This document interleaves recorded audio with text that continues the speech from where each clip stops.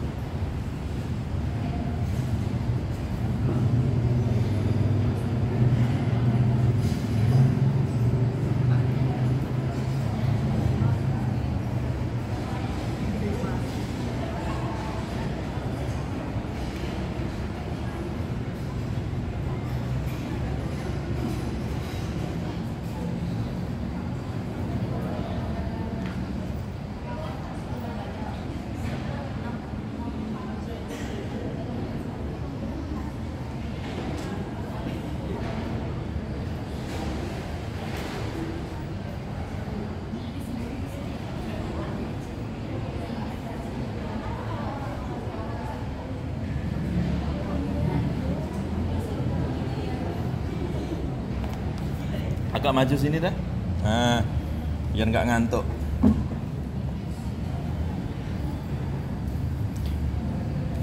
Silahkan pakai buku tulis ya. Nanti slide-nya belakangan, karena kalau slide-nya dikasih duluan nggak mau nulis. Jadi sekarang Ustadz balik ya, nulis semua apa yang disampaikan dosen. Setelah ditulis, nanti bandingkan dengan slide ya, PowerPoint yang akan Ustadz berikan kepada kalian. Semua harus menulis ya. Apa yang disampaikan dosen dibiasakan tuh jadi tulisan ya, supaya nanti belajar cara buat makalah yang rapi, yang sistematikanya bagus ya. Jadi kalau mata kuliahnya Ustadz harus bawa buku tulis ya.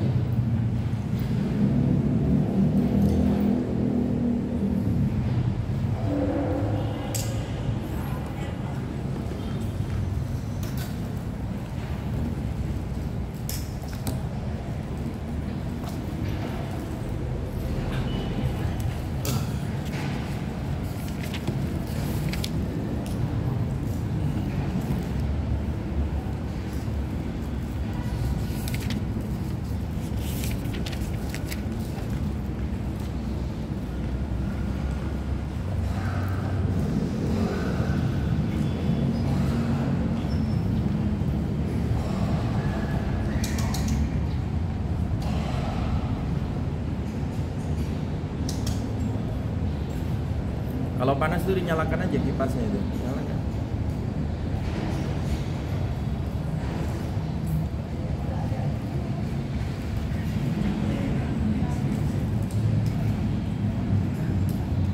Oh, ada tombolnya nggak itu ya?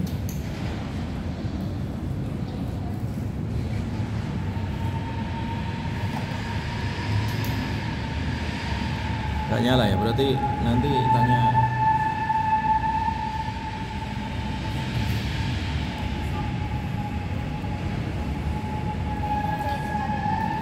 Baik, kita mulai ya.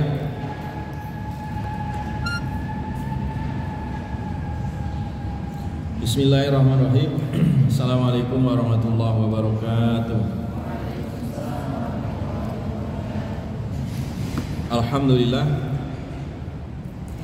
Alhamdulillahirabbil alamin, wassalatu wassalamu ala asyrofil anbiya'i wal mursalin, Nabiyina Muhammadin wa ala alihi tahirin at-tayyibin wa ashabihi ajma'in wa man sara ala nahjihim ila yaumiddin. Amma ba'd.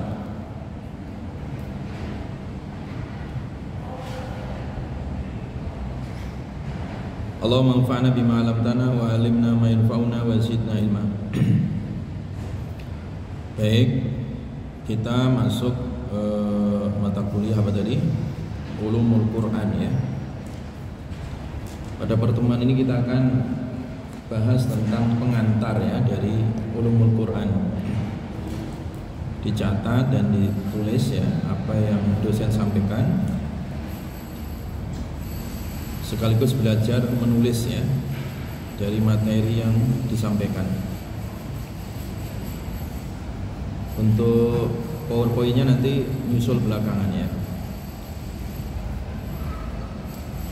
Baik, mata kuliah Ulumul Quran ya. Jadi mata kuliah ini sebenarnya nanti berisikan tentang pembahasan ya, materi-materi terkait tentang Al-Quran ya. Bagaimana cara kita memahami Al-Quran, terkait bagaimana proses diturunkannya Al-Quran ya, bagaimana Rasulullah menerima wahyu Al-Quran, sampai nanti proses kodifikasi Al-Quran ya, pembukuan Al-Quran dalam bentuk mushaf ya.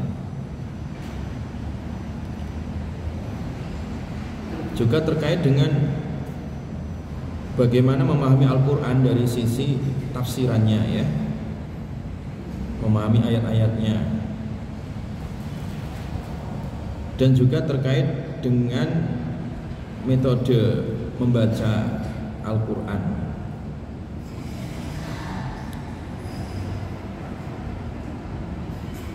Dan pembahasan ilmu Al-Quran ini nanti banyak tema-temanya ya, yang itu nanti akan kita ambilkan dari kitab Al-Itqan ya, fi Ulumil Quran, yang diriwayatkan, yang ditulis oleh Imam Jalaluddin As-Suyuti ya. Dan juga kitab Al-Burhan ya, yang ditulis oleh Imam Az-Zarkashi ya.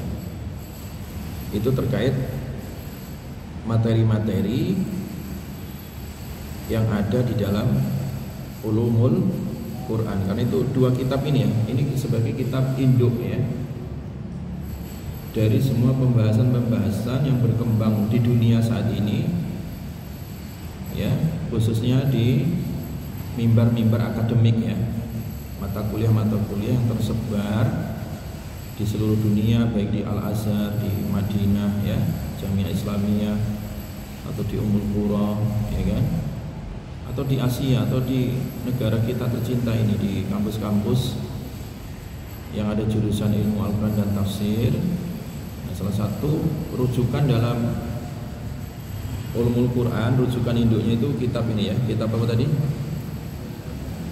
Al-Burhan sama kitab Al-Itqan ya.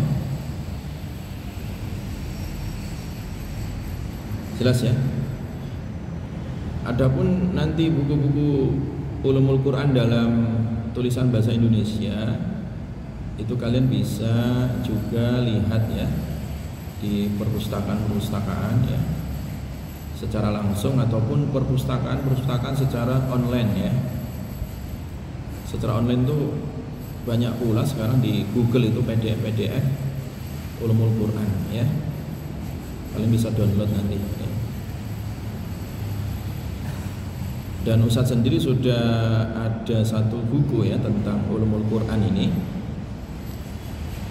yang diterbitkan oleh Darul Andalus Singapura ya. Ada satu buku daros ya, buku untuk muqarrar ya, untuk mata kuliah Ulumul Quran ya.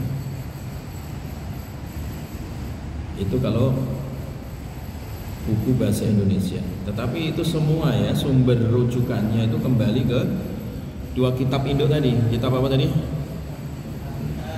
Al-Burhan sama kitab Al-Itqan. Ini dua kitab induk ya. Taib. Nah kita lihat dulu sejarah ya dari Ulumul Quran ini. Sejarah awal dari berkembangnya Ulumul Quran ini tidak lepas dari Al-Quran sebagai kitab wahyu ya, yang diturunkan oleh Allah Subhanahu wa taala sebagai mukjizat ya. Mukjizat yang kekal ya. Al-mu'jizah al-khalidah, mukjizat yang kekal itu Al-Quran. Makanya kekekalan Al-Quran itu ya salah satu sebab ya kenapa pembahasan tentang Al-Quran itu tidak pernah ada matinya ya, tidak pernah lekang dari waktu, selalu relevan ya terhadap perkembangan zaman. Ini salah satu kehebatan mukjizat Quran sebagai wahyu yang Allah turunkan kepada Nabi Muhammad dan kepada umat Nabi Muhammad ya, sallallahu alaihi wasallam. Berbeda dengan nabi-nabi terdahulu ya. Kalau mukjizat nabi-nabi terdahulu bersamaan wafatnya sang nabi, bersamaan itu pula telah tamat, berhenti kemukjizatannya. Contoh ya, Nabi Musa itu diberikan banyak mukjizat ya. Salah satunya tongkat ya, kayu berubah jadi ular, dipakai untuk mukul lautan belah jadi dua ya. Nabi Musa tangannya itu walaupun nggak ada baterainya, kalau di kegelapan malam tuh bisa jadi sorot gitu ya, jadi ada semacam sorot cahaya yang keluar dari tangannya, dan begitu seterusnya para nabi. Nah, Nabi Musa wafat, ya sudah selesai, nggak ada lagi. Nabi Isa juga sama gitu, bisa ngobatin orang yang buta permanen, diobatin, selesai, sembuh. Tapi Nabi Isa wafat ya, atau Nabi Isa itu dirafak, diangkat oleh Allah, ya sudah, hilang itu mukjizat itu. Nabi siapa lagi? Nabi Ibrahim dibakar tidak apa-apa, ya selesai sudah. Nabi siapa lagi? Nabi Nuh, ada banjir bandang yang Allah selamatkan Nabi Nuh dengan perahu Nuh. Ya udah selesai semua. Semua para nabi dan rasul mukjizatnya telah selesai. Karena mukjizat nabi para rasul terdahulu itu sifatnya hissiyah ya. Sifatnya apa? Hissiyah. Hissiyah itu artinya apa? Mukjizat yang bisa dilihat oleh panca indera secara langsung ya. Khariqul adah ya, peristiwa luar biasa, di luar kebiasaan manusia, di luar nalar manusia, tetapi itu muncul dan terwujud ya, sebagai sebuah bentuk peristiwa yang sangat dahsyat ya, yang menandakan sebagai kenabian seorang nabi dan kerasulan seorang rasul. Tetapi bersamaan mereka wafat, ya sudah selesai itu mukjizat. kecuali mukjizat Nabi Sallallahu Alaihi Wasallam, yaitu berupa apa tadi?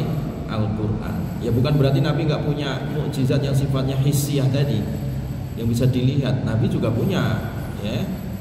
Pernah di sela-sela atau jari-jari Nabi itu, ketika para sahabat kekurangan air wudhu, ya, itu muncul air, muncul tangan Nabi, jari-jarinya sebagai keran, ya, untuk wudhu para sahabat. Itu terjadi juga, terjadi belahnya bulan, ya, di zaman Nabi terjadi, ya. Dan banyak lagi. Nah, mukjizat-mukjizat yang sifatnya hissiyah itu sudah tamat, selesai. Hanya ada satu mukjizat yang sifatnya khalidah, abadi, yaitu Al-Quran, ya. Nah, sehingga disinilah, ya, Al-Quran sebagai mukjizat al-khalidah, sebagai kitab wahyu yang abadi, itu kemudian dikaji oleh para sahabat Nabi Sallallahu Alaihi Wasallam untuk dipahami, ya, dipahami kandungan isinya. Ya, misalkan ketika riwayat Ibnu Mas'ud, ya, Ibnu Mas'ud pernah cerita ketika turun ayat alladzina amanu wa lam yalbisu imanahum bidzulmin, ya, al-ayah. Ketika turun ayat nih, orang-orang beriman dan tidak mencampur keimanannya dengan kezaliman. Itu para sahabat ketika pertama kali mendengar ayat ini dibacakan, itu mereka langsung merasa berat, itu merasa nggak kuat, ya, dengan ayat ini. Nah, pertanyaannya, ya Rasulullah, ya, ayyuna la yazlimu nafsah. Ya Rasulullah, mana di antara kita yang tidak pernah berbuat zalim? Kan pasti manusia itu walaupun beriman pasti pernah melakukan apa? Kesalahan, pasti kan? Nah, waktu itu sahabat memahami bahwa dengan turunnya ayat ini nggak boleh salah itu. Wah, berat ini, kita bukan malaikat, gitu kan? Nah, kemudian pemahaman sahabat itu diluruskan oleh Nabi Sallallahu Alaihi Wasallam. Yang dimaksud zalim di sini adalah kesyirikan. Yang dimaksud zalim di sini adalah apa? Kesyirikan. Coba kamu baca surat Luqman, ya, inna syirka la dzulmun adzim. Berarti yang dimaksud ayat tadi adalah iman yang tidak dicampur kesyirikan. Itulah iman yang menyebabkan ketenangan jiwa seseorang. Jelas, ya? Bukan berarti orang beriman nggak pernah salah, ya. Namanya manusia, punya salah, punya dosa, kan? Nah, ini awal, ya, pengkajian untuk memahami satu ayat itu disebut ulumul Quran. Disebut apa? Ulumul Quran. Ini di masa-masa awal, belum dibukukan memang ulumul Quran waktu itu. Tapi sudah dikaji bagaimana ulumul Quran itu sebuah ilmu dipakai untuk memahami apa? Al-Quran. Kayak tadi sahabat awalnya ketika paham dari sisi tekstual, ya, terjemahnya saja. Secara teks tadi kan apa? Ayat mengatakan apa? Orang-orang yang beriman, alladzina amanu wa lam yalbisu, dan mereka tidak mencampur, ya. Wa lam yalbisu imanahum bidzulmin, iman mereka dengan kezaliman, ya. Enggak dicampur, ya. Orang yang beriman dan imannya enggak dicampur dengan kezaliman. Nah, para sahabat awalnya tadi memahami, wah, kayaknya nggak mungkin, ya, orang beriman terus nggak pernah maksiat, nggak mungkin kayaknya ini. Itu pemahaman awal. Kemudian diluruskan oleh Nabi, pemahaman yang benar adalah orang yang beriman dan imannya tidak dicampur dengan apa tadi? Kesyirikan. Jadi zulm, makna zulm di situ ai asyirku. Mana azulmu artinya apa? Asyirku. Pada ayat ini, ya kan? Tetapi tidak semua azulmu bimakna asyirku, tidak semua begitu. Taunya dari mana? Ulumul Quran. Taunya dari mana? Belajar ulumul Quran. Makanya nanti dalam ulumul Quran itu ada asbah wan nadzair, ya, asbah, al asbah wan nadzair.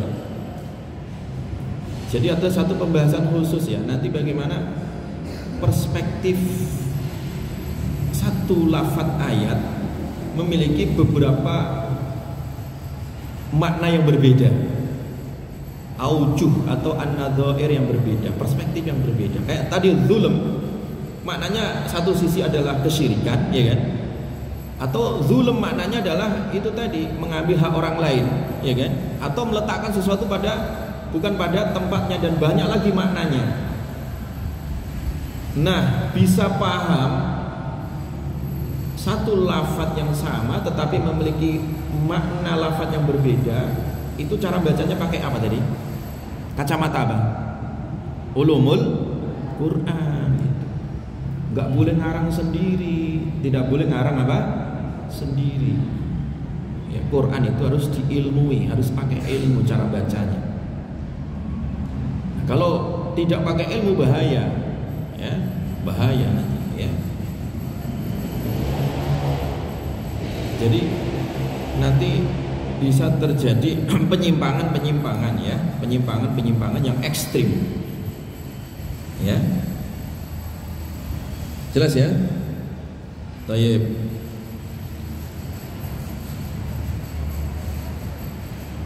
Jadi kalau orang itu membaca Al-Quran atau memahami Al-Quran tidak menggunakan ulumul Quran, yang terjadi apa? Penyimpangan apa? Ekstrim, ya, itu yang terjadi, ya. Penyimpangan ekstrim. Misalkan penyimpangan ekstrim, saya contohkan ya, penyimpangan orang-orang Khawarij ya, misalkan orang-orang yang ekstrim, yang suka mengkafir-kafirkan orang itu di luar golongannya, itu Khawarij namanya. Itu salah satunya adalah pemahaman yang keliru terhadap kandungan Al-Quran. Contoh misalkan ya, orang baca surat Muhammad ayat 4 misalkan, fa idza laqitumul ladzina kafaru fadharbar riqab. Kalau kalian ketemu orang-orang kafir, penggal lehernya, kan bahaya itu. Paham enggak? Kalau orang membaca ayat ini kemudian memahaminya tidak pakai ulumul Quran, apa yang terjadi? Khawarizme, ya. Ya, pembantaian. Setiap ada orang kafir di jalan, penggal lehernya. Bahaya ini, jadi kegaduhan sosial, ya kan? Ya, itu kalau memahami Quran tidak pakai ulumul Quran, jadinya ekstrim itu. Atau ngawur, ya. Ngawur itu artinya kacau, ya. Ada orang nulis buku tafsir surat Yasin, ya, bestseller, ya kan?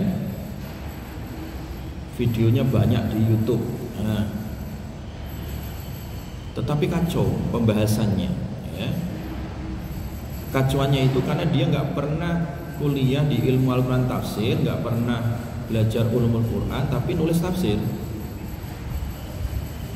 Dia tafsirkan Yasin, itu biasanya kan kalau di kitab-kitab tafsir, termasuk tafsir Jalalain itu kan wallahu a'lam bi muradi, ya.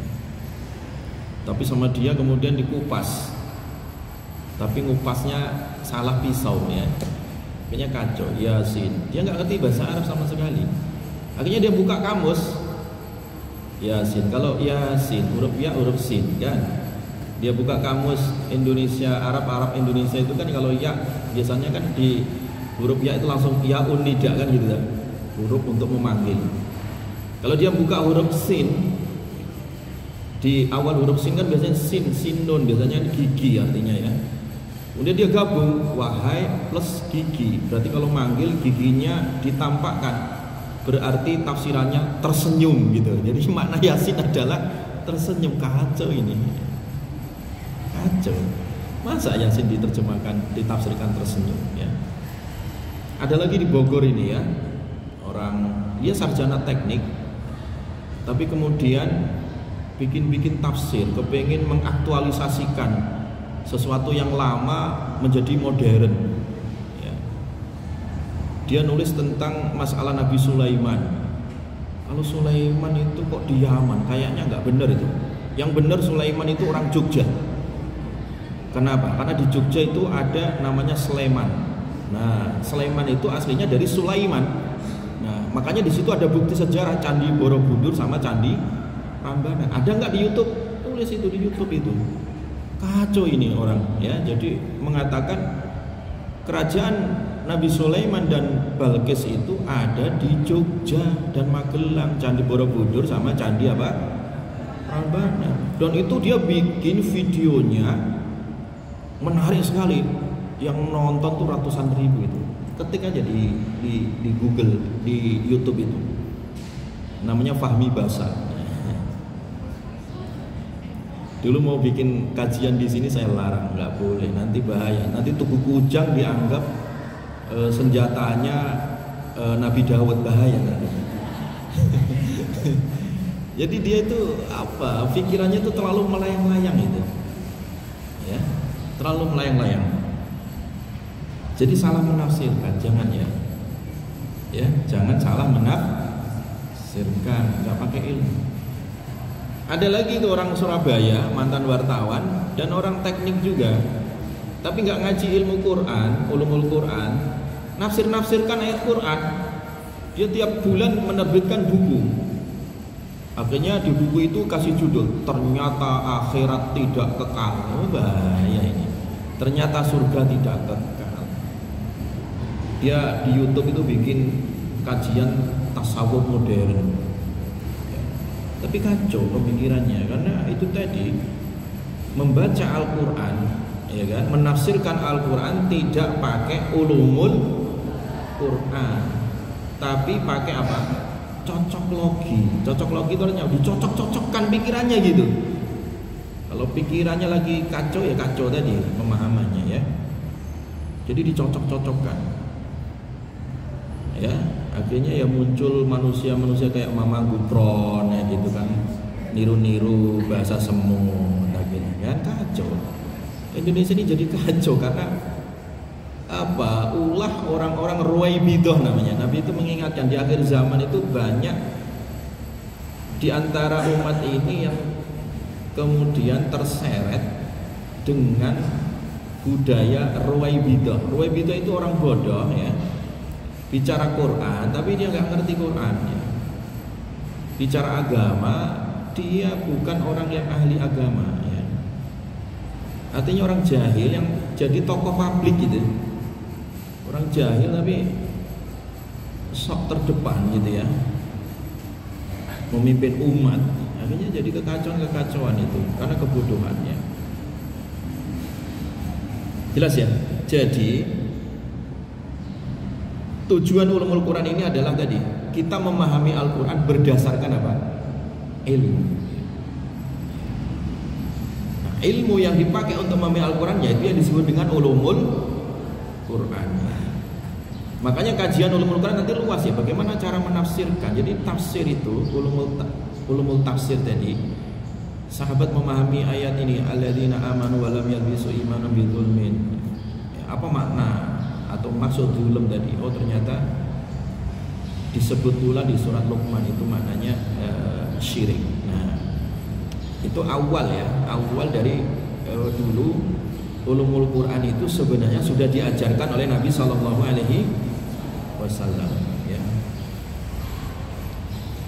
Nah, misalkan lagi ketika dulu para panglima perang, ya, para panglima perang ataupun komandan-komandan jihad ya, yang diterjunkan oleh Nabi Shallallahu Alaihi Wasallam ke lapangan untuk berjihad itu mereka ketika turun ya, ayat wa'iddu lahum mastata'tum min quwwah, dan siapkan kalian untuk mereka mastata'tum apa yang kalian mampu min quwwatin dari kekuatan. Jadi umat Islam itu harus menyiapkan kekuatan untuk menghadapi musuh-musuh Islam. Nah, kemudian sahabat ini kan bingung makna kekuatan tuh maksudnya apa gitu kan. Apa kekuatan otot ya kan, atau kekuatan senjata, atau kekuatan benteng, atau apa gitu.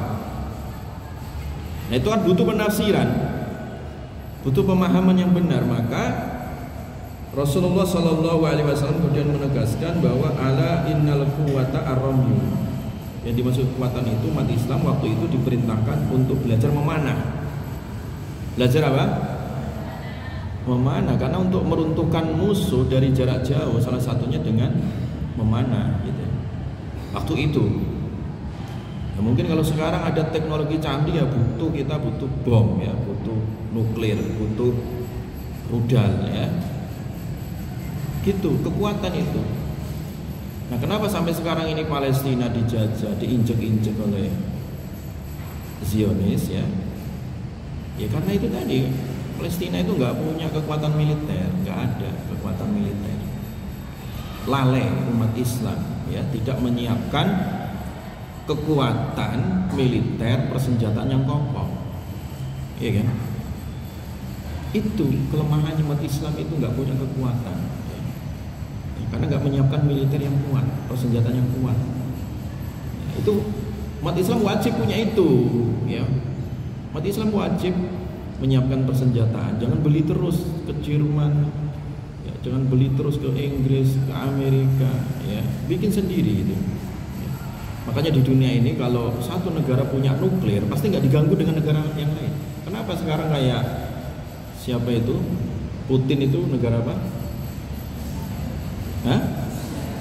Rusia. Kenapa Rusia ini ditakuti Amerika? Ya karena punya nuklir. Kenapa Israel berani gitu nginjek-injek PBB nggak didengar? Ya karena dia punya backup, punya Amerika, punya Inggris, punya Jerman ya, yang pemasok senjata semua gitu. Paham ya? Itu kalau kontekstualisasi sekarang, kekuatan itu yang dimaksud adalah itu tadi, kekuatan militer, kekuatan persenjataan. Kalau dulu militer Nabi sudah sangat kuat. Nah kemudian Nabi menyebutkan itu memanah ya. Memanah itu sangat penting waktu itu. Makanya kenapa kekalahan perang Uhud itu salah satunya faktor memanah ini, ya kan? 70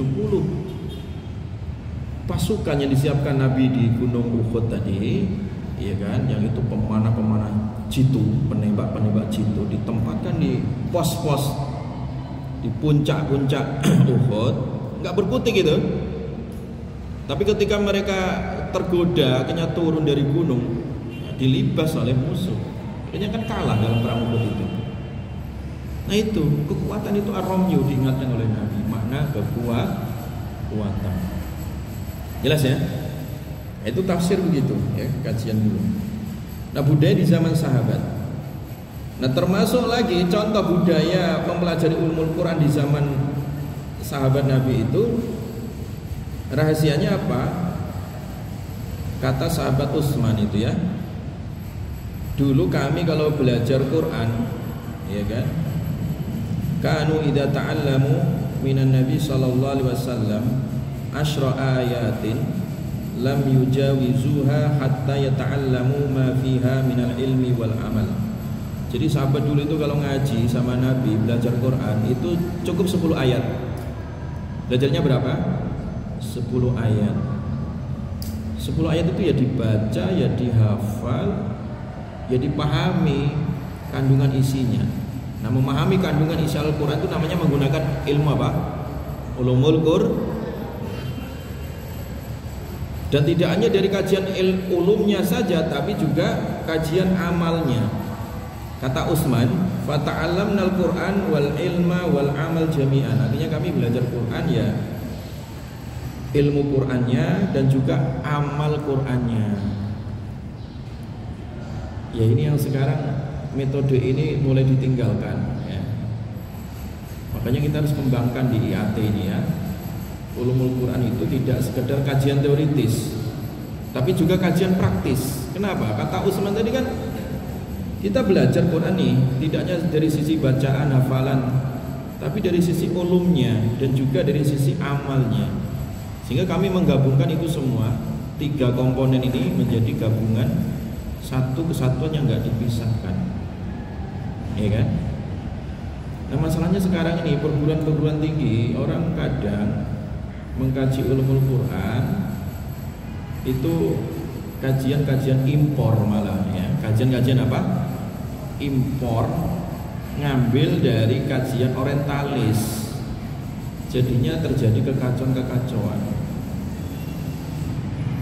Ada satu disertasi ya, disertasi doktor dari Profesor Rashidi ya. Pak Rashidi itu Menteri Agama pertama ya, dan pendiri Dewan Dakwah Islamiyah Indonesia ya, termasuk tokoh ya yang sangat berwibawa di negeri kita ini, namanya Profesor Rashidi. Beliau dalam disertasinya itu mengkaji tentang masalah orientalis ya. Orientalis itu orang-orang kafir yang mempelajari Islam, tujuannya untuk merusak Islam. Maka dia kaji tentang tafsir orientalis yang masuk ke Indonesia. Kenapa Indonesia ini kok dijajah sampai 3 abad setengah? Itu salah satunya tadi faktor pengaruh orientalis ini mengecoh dan menyesatkan serta melemahkan pemahaman umat Islam melalui kajian tafsir Qur'annya. Siapa orientalis yang dikirim ke Indonesia dari Belanda itu? Hah? Kenal nggak kalian baca sejarah? Senok Horgonya, namanya siapa? Senok Horgonya. Nah, Senok Horgonya ini dia memang doktor ya, profesor dari Leiden University Belanda yang mengkaji secara mendalam tentang kajian Islam, termasuk kajian ulumul Qur'annya ini. Nah, di situ Senok kemudian punya konsep ya untuk melanggengkan penjajahan di Indonesia itu salah satunya adalah jauhkan pemahaman umat Islam dari sumber inti agama Islam, yaitu apa? Al-Quran. Makanya diacak-acak itu studi Qur'annya di Indonesia itu oleh Senok. Misalkan di Aceh ya, di Aceh itu penerapan hukum Islam itu sudah mapan. Tapi sama Senok kemudian diselipkan ya, bahwa penerapan syariat Islam itu harus menginduk kepada hukum adat. Nah ini. Jadi hukum adat itu posisinya di atas hukum Islam. Bahaya itu. Makanya rusak. Makanya di Indonesia ini kan hukum itu kan campur aduk ya. Ada hukum nasional, ada hukum Islamnya, ada hukum Belandanya masih tertinggal itu. Hukum Belanda ini warisan Senok ya, masih ada warisan itu. Nah kalau di Jawa, Senok itu merubah kitab Al-Quran yang bahasa Arab menjadi bahasa Jawa ya.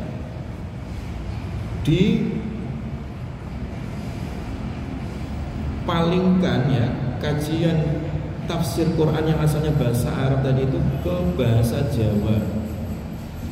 Makanya di Jawa itu ada kitab Quran Jawa atau kitab tafsir versi Jawa, pemahaman Jawa yang akhirnya jadi kejawen itu, yang disebut dengan kitab Darmo Gandul. Kitab apa? Darmo Gandul. Baru dengar tadi? Ya, generasi sekarang itu harus baca sejarah ya. Kitab Darmo Gandul itu sebenarnya warisannya Senok Belanda ini. Akhirnya jadi orang-orang Islam kejawen itu ya itu warisan Senok sekarang ini. Bahaya itu.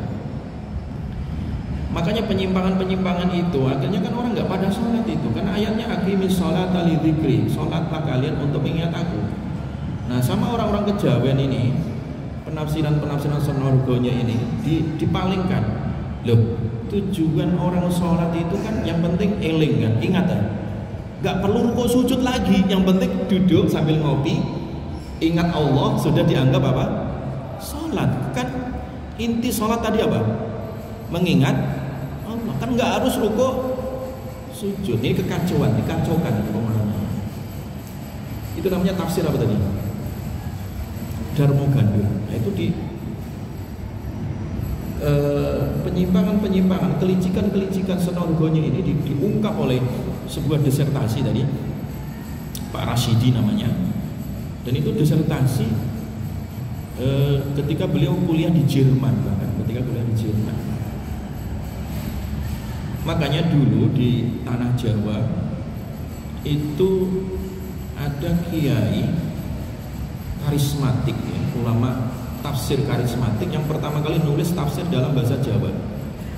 Gurunya Raden Ajeng Kartini dan gurunya Kiai Hasyim Asy'ari pendiri NU dan gurunya Kiai Ahmad Dahlan pendiri Muhammadiyah. Siapa? Hah? Nggak kenal?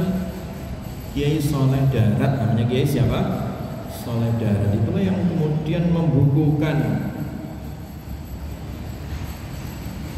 tafsir Quran untuk orang-orang Jawa, khususnya memahami Quran yang hakiki supaya enggak seperti pemahamannya Senaurgonya, dituliskan tafsir dalam bahasa Jawa itu. Nah kalau di Sunda ini ada namanya Kiai Sanusi yang itu juga pertama kali menulis tafsir Quran dalam bahasa Sunda ya. Yang salah satu dzurriyyah ya dari Kiai Sanusi itu guru kita nanti yang akan ngajar tafsir Jalalain, Kiai Profesor Didin Habiduddin, itu masih dzurriyyah dari Kiai Sanusi. Kiai Sanusi itu pahlawan nasional. Orang Sunda pasti kenal. Siapa yang orang Sunda di sini? Ya, tunjuk jari. Kenal nggak kalian? Lebih kenal mana, Ronaldo sama Kiai Sanusi?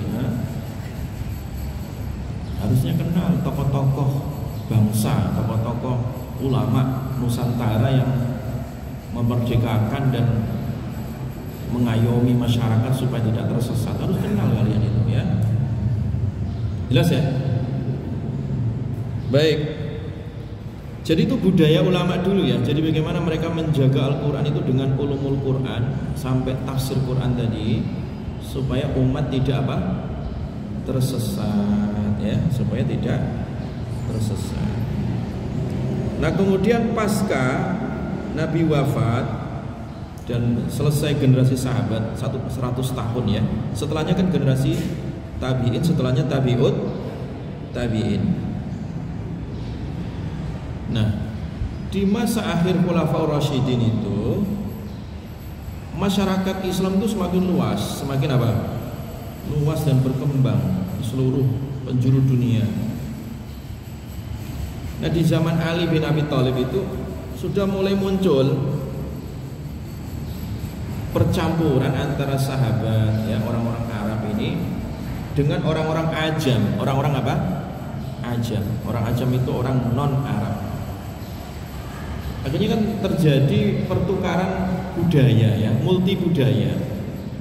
Yang asalnya orang Ajam nggak ngerti bahasa Arab ya, karena ketemu budaya Arab akhirnya mereka menyatu ya. Tapi yang namanya non-Arab itu ketika melafadzkan bahasa Arab itu kadang i'rabnya ya, rafa, nasab, jarnya, harokatnya kadang tertukar apa?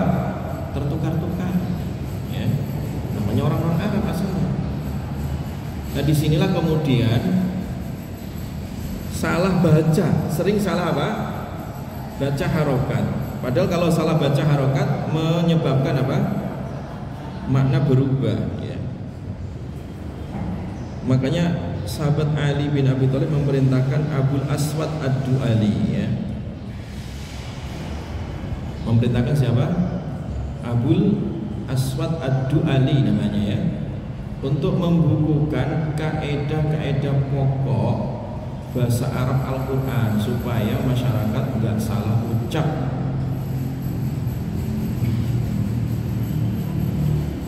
Nah ini yang kemudian dikenal dengan i'rabul Quran. Dikenal dengan apa?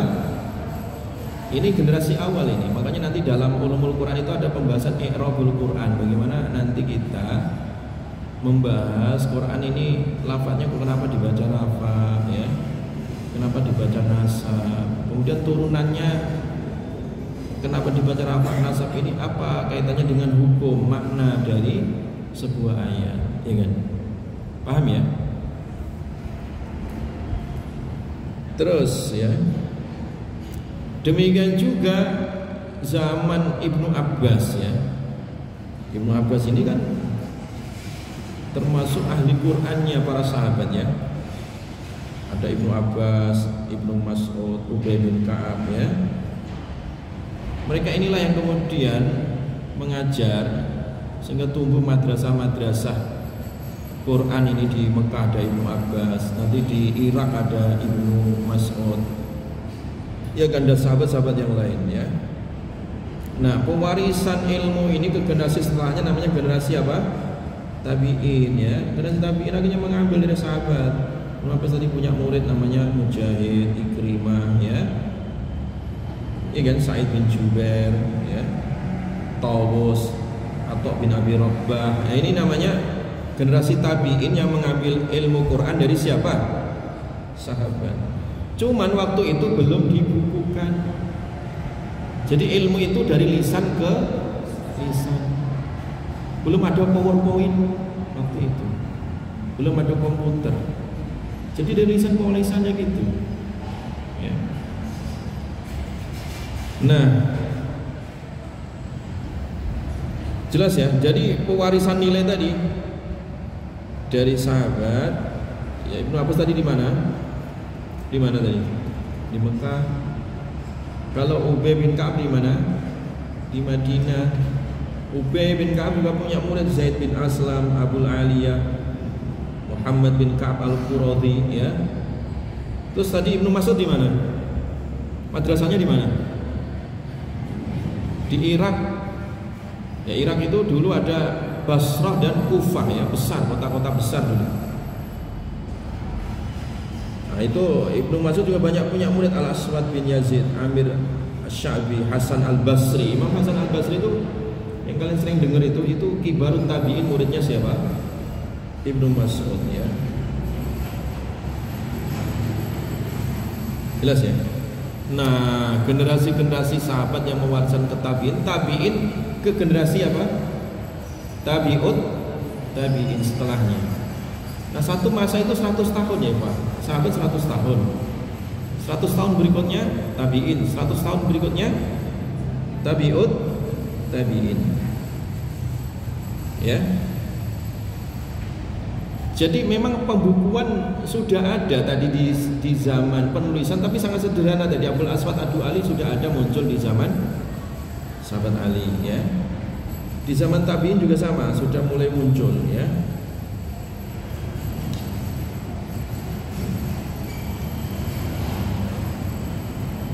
Ya, misalkan di zaman Yazid bin Harun As-Sulami ya, yang wafat 117. Syu'bah bin Hajjaj yang wafat 160 Hijriah. Waqi' bin Jarrah.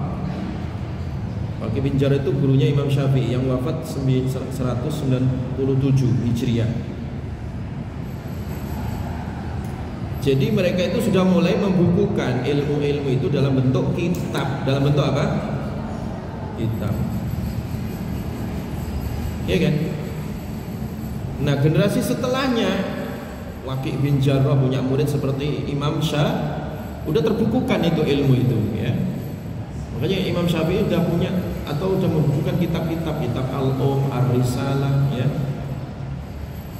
Bahkan Imam Syafi'i itu juga punya tafsir, cuman terpisah-pisah. Nah, sekarang itu oleh para akademisi dikumpulkan tafsir Imam Asy-Syafi'i itu yang terpisah-pisah dalam kitab-kitab yang banyak itu dikumpulkan jadi tafsir satu, tafsir Imam Syafi'i dalam bentuk disertasi. Sekarang ada di Arab Saudi banyak itu pengkaji akademisi yang mengumpulkan ya tafsir Imam Syafi'i yang tercecer tadi itu. Jadi dalam sebuah kitab sekarang ada sekarang tafsir Imam Syafi'i sudah ada ya. Jelas ya?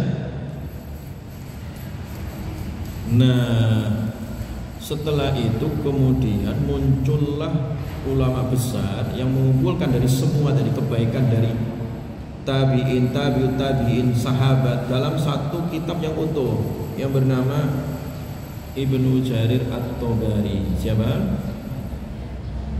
Imam siapa? Ibnu Jarir At-Tabari yang wafat berapa? Tahun 310 Hijriah. Kalian punya kitabnya? Tidak punya.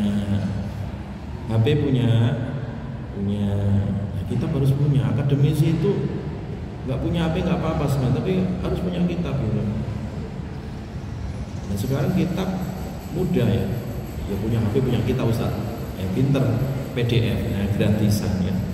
Kalian bisa download ya, kalian download, tolong di download di Google itu ada tafsir At-Tabari. Kalian download aja gratis itu. Nah, di sela-sela tafsir At-Tabari itu banyak kandungan ulumul Quran. Beliau wafat tahun berapa tadi? 310 Hijriah ya.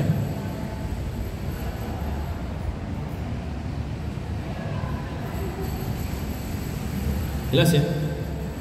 Dan ulama-ulama yang lainnya, misalkan gurunya Imam Bukhari, Imam Ali Al-Madini. Kalau At-Tabari tadi wafat tahun berapa? Hah? Berapa? 100? Ayo berapa tadi? Bareng-bareng 310. Nah,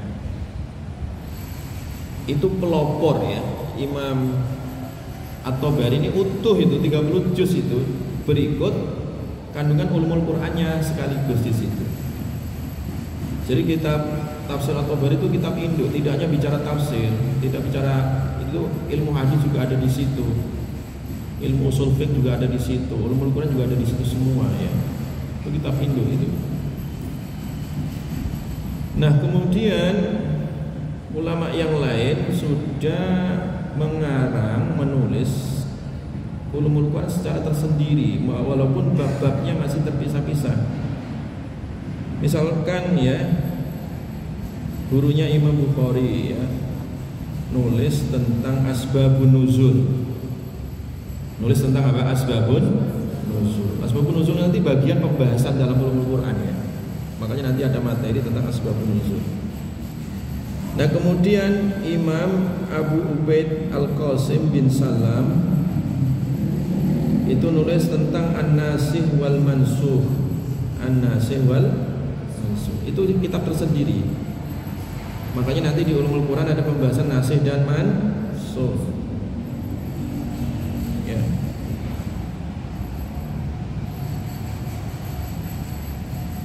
Dan begitu seterusnya ya.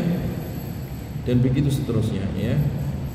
Ada misalkan lagi ada Imam Abu Bakar As-Sajistani yang wafat tahun 330, nulis tentang Gharibul Quran ya.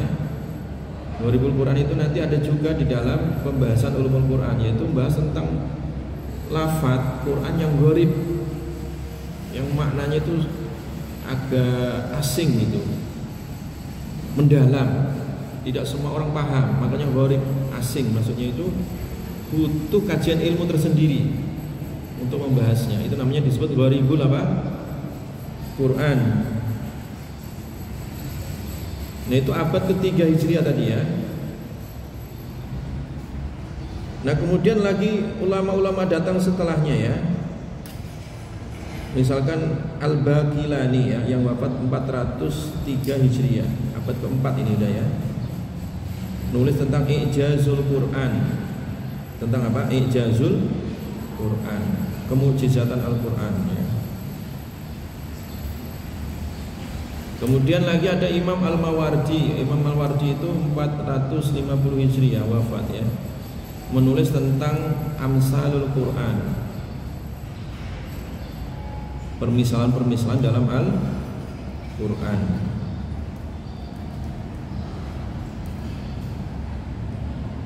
Ada Ibnu Qayyim Al-Jauziyah tahun 751 nulis tentang Aqsamul Quran ya, qasam, sumpah dalam Al-Quran ya. Jadi tadi masih terpisah-pisah ya. Terpisah-pisah. Maksudnya itu tematik pembahasan ulumul Quran itu masih terpisah-pisah dalam satu kitab. Kitab Amsalul Quran tersendiri, kitab tentang Gharibul Quran tersendiri, dan begitu seterusnya. Nah, kemudian datanglah Imam Az-Zarkashi. Ini ulama abad ke-8 ya, 794. Dikumpulkanlah tadi ya pembahasan ulumul Quran yang terpisah-pisah dalam kitab yang ditulis ulama, dikumpulkan jadi satu. pembahasannya utuh, namanya kitab apa tadi? Az-Zarkashi nulis kitab apa? Al-Burhan. Makanya Ustaz tadi sampaikan yang ini rujukan mata kuliah ini induknya di kitab Al-Burhan fi Ulumil Qur'an. Nah, kemudian datang setelahnya, setelah Az-Zarkashi ini datang Imam As-Suyuti yang nulis kitab Jalalain tadi itu nulis kitab Al-Itqan. Nulis kitab apa? Al-Itqan. Jelas ya? Dan datang setelahnya ya. Nah, kitab-kitab sekarang yang ada itu semuanya induknya ke kitab siapa tadi? As-Suyuti sama Az-Zarkashi. Nah, masing-masing kampus punya kitab itu, punya buku itu. Di UIN ada, ya. Di Madinah ada, di Mesir ada, ya. Ya, banyak itu. Ulama-ulama kontemporer itu terkadang mengikuti ya, sesuai kebutuhan mahasiswa di kampusnya. Ya kayak tadi Ustaz nulis tentang ulumul Quran, ya memang sesuai kebutuhan mahasiswa. Kalau mahasiswa S1 sekarang bobotnya 2 SKS, kemudian pertemuannya 14 kali, ya 14 bab itu yang dibahas. Walaupun sebenarnya ulumul Quran ini pembahasannya berapa tadi? Bisa 80 pembahasan sebenarnya, ya. Dan sebagian ulama bahkan bisa ratusan pembahasannya. Nah, makanya akademisi yang saat ini ada di kampus-kampus itu biasanya menyesuaikan penyusunan buku atau kitab ulumul Quran itu sesuai dengan kebutuhan apa? Mahasiswa, sesuai dengan jenjangnya. Paham ya? Makanya nanti di kajian ulumul Quran mata kuliah ini kita hanya ada 14 pembahasan. Dan itu sebenarnya ringkasan dari 80 atau 100 pembahasan ulumul Quran ini ya. Disederhanakan. Jadi tugas dosen itu ya intinya sih mempermudah ya mahasiswa, apalagi zaman-zaman anak sekarang ya kebanyakan makan mie gacoan ya, agak lemah gitu. Jadi disuruh mikir berat dikit itu kayak mie mudah apa, lemes gitu ya mie itu. Kepengennya rebahan terus gitu ya. Generasi mie gacoan sekarang ini loh ya, lemes itu. Jadi kalau disuruh ngaji lama-lama udah karatan kayaknya punggungnya gitu, udah berat gitu kan ya. Makanya ya dosen terpaksa harus menyederhanakan kurikulum. Paham ya? Jadi itu ya setiap zaman seperti itulah. Jadi tetapi kalian harus punya ikhtiar, jangan bergantung mata kuliah dalam kelas seperti ini, banyak baca gitu. Banyak baca sendiri. Yang namanya mahasiswa itu banyak mandiri bacanya gitu. Ketemu dosen hanya 2 SKS, hanya sepekan berapa kali gitu aja. Yang banyak sekarang mengeksplor kalian punya alat sekarang ya, dengan Android itu kalian mudah sekali. Dan kajian ulumul Quran yang bahasa Arab itu gratis semua ya. Kalau mau ada yang bahkan sekarang tidak hanya web ya, digital online, tapi sekarang ada namanya program software gitu ya, khusus. Ustaz punya dulu dapat dari Ummul Qura waktu ikut pendidikan dosen bahasa Arab itu di Mekah ya. Tahun berapa itu ya? Tahun 2012 ya. Tahun 2000 berapa? 12 itu teman-teman di Ummul Qura itu sudah menggunakan software namanya Maktabah Al-Jami Al-Kabir, maktabah besar gitu ya, tapi digital, diinstal di laptop. Itu cuma 36, sekian giga saja, tapi kalau diinstal itu semua kitab ulumul Quran itu hanya tinggal satu enter saja, celing gitu, muncul semua. Dan kitabnya itu asli, sesuai penerbit, jadi nggak perlu nenteng-nenteng kitab gede kayak gini ya, nggak perlu turun naik tangga, cuman sambil minum kopi ya depan laptop, sekali enter klik itu kalian bisa mengakses 50 tafsir,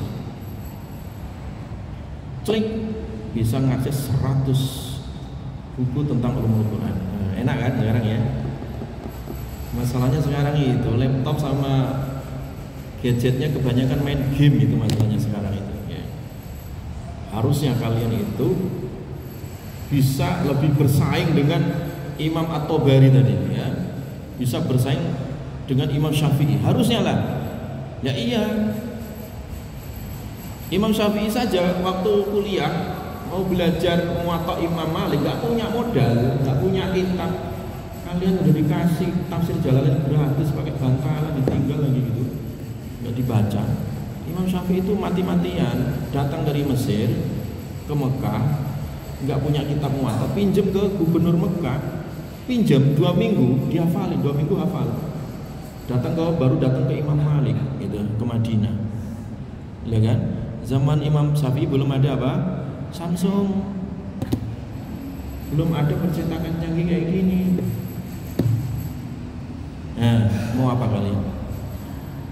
Harusnya kalian lebih pintar daripada Imam Syafi'i, harusnya. Bisa nggak? Bisa. Sekarang di Mekah, di tangan Syekh Yahya ya.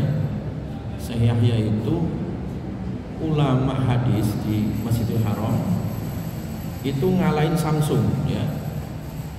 Jadi hadis-hadis kitab hadis itu dihafalin semua gitu. Kalau Samsung kan harus ngenter dulu, nyari dulu kan, kelamaan.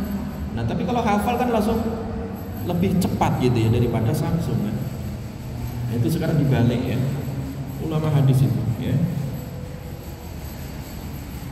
Makanya sekarang bikin program di Indonesia itu ada di sini di Bogor ini, di Wadi Mubarak itu. Program itu kemudian ditularkan, menghafal 2 Hifdzul Wahyain, menghafal 2 wahyu, maksudnya menghafal Sahih Bukhari, itu sudah mulai ada di Wadi Mubarak itu, setiap tahun ada ya. Kalau mau ikut nanti pas daurah silakan ya, nanti ada ya. Jadi tujuannya tadi itu menghidupkan kembali tradisi ulama salaf, bahwa ilmu itu ya tidak hanya didengar tapi dihafal gitu, dihafalin itu. Cuma masalahnya kenapa? Karena sekarang semua ilmu bisa disimpan di HP, akhirnya jadi males itu. Makanya sekarang Ustadz balik, karena pengalaman ngajar mahasiswa kalau pakai slide, makanya pada motoin doang. Jadi nggak mau nulis, sekarang tak balik, nulis saja dulu ya. Kembali ke generasi salaf, nulis, nanti slide-nya baru belakangan. Wallahu a'lam bishawab. Subhanakallahumma wa bihamdika. Assalamualaikum warahmatullahi wabarakatuh.